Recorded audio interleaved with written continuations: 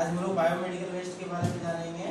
क्या होता है BMW, है ना? BMW हॉस्पिटल में क्या होता है कि बहुत सारे सामान जो है वो वेस्ट में जाता है, यूज करने के बाद उसको क्या करते हैं हम लोग फेंक देते हैं। तो फेंक देते हैं तो उसमें हमारा यूज में क्या क्या है, जैसे कि क्लासेस में आ जाएगा, एम्पूल्स आ जाएगा, वायर्स आ जाएगा, है ना, नीडल आ जाएगा, डिस्पोजल आ जाएगा। ये सारा अगर हम लोग बाहर अगर फेंक देते हैं, है ना, तो क्या होगा,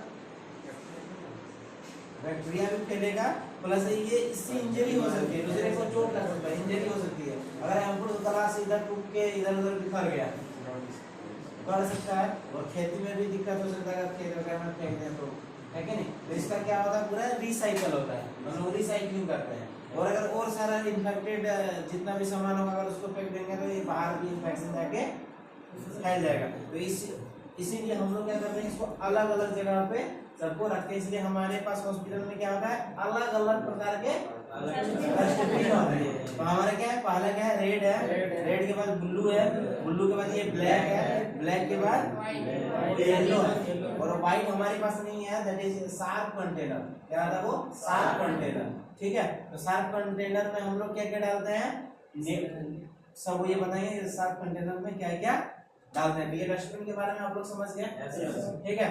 जैसे कि और इसमें क्या होता है, दो प्रकार के चीज होते हैं, एक होता है कि इन्फेक्टेड डस्टबिन होता है और एक नॉन इन्फेक्टेड। इन्फेक्टेड का मतलब क्या हुआ, संक्रमित रहे, और नॉन इन्फेक्टेड वाला असंक्रमित, ठीक है, जिसमें जर्म्स नहीं होता है।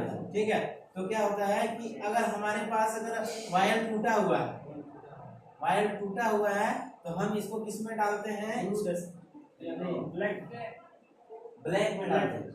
किसमें डालते हैं, ब्लैक में डालेंगे। ठीक है, और अगर एम्पूल्स अगर शार्प रहता है, शार्प का मतलब क्या होता है, नुकीला, जैसे नीडल अगर हमारा नुकीला है तो वो शार्प में जाएगा। और एक साथ उस सब में क्यों नहीं डालेंगे, क्योंकि नीडल पूरा नुकीला होता है, उस सब में अगर डाल देंगे तो जो भी हाउसकीपिंग हॉस्पिटल में हाउसकीपिंग काम करते हैं तो हाउसकीपिंग अगर उसको कलेक्ट करेगा, फेंकने के लिए ये करेगा तो उसको भी इंजरी हाथ में हो सकती है, और इंजरी हो जाए तो ये बहुत ज्यादा दिक्कत है।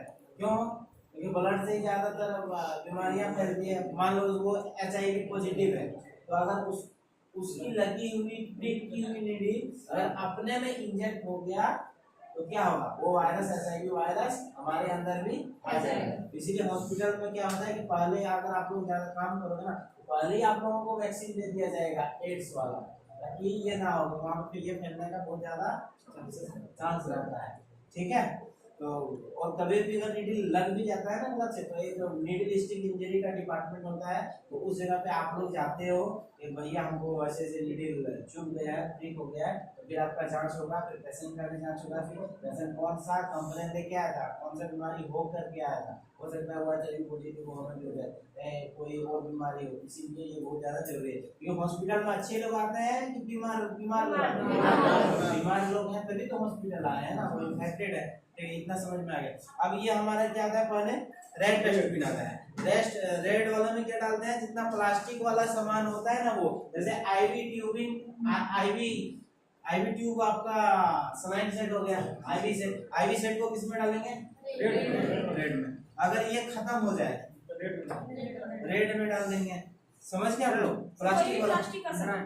हाँ, और अगर कैथेटर को भी इसमें डालेंगे, जैसे अपना ये सब समझ में आया, किसमें प्लास्टिक वाला डालते हैं, सर इसमें ग्लव्स भी डाल सकते हैं, ग्लव्स, हाँ रेड वाला में ग्लव्स भी डाल सकते हैं।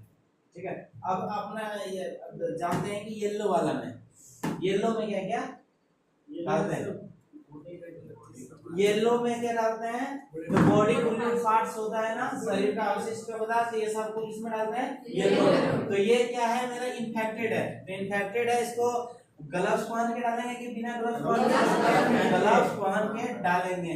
ये मान लो इसमें अगर ब्लड लगा हुआ है तो इसको ग्लव्स पहन के ही हम लोग डिस्कार्ड करते हैं येलो में। ठीक है, और इन्फेक्टेड वाला प्लास्टिक वाला भी सामान रहेगा ना तो इसमें डालेंगे। इन्फेक्टेड कैसे, ब्लड लगा हुआ रहेगा तो इसमें हम लोग डाल देंगे।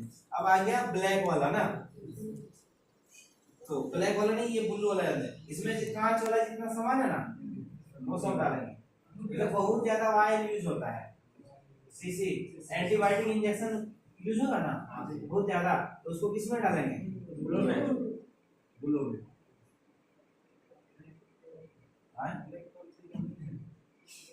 ब्लैक वाला में जो एक्सपायरी मेडिसिन वगैरह होता है ना वो डालते हैं।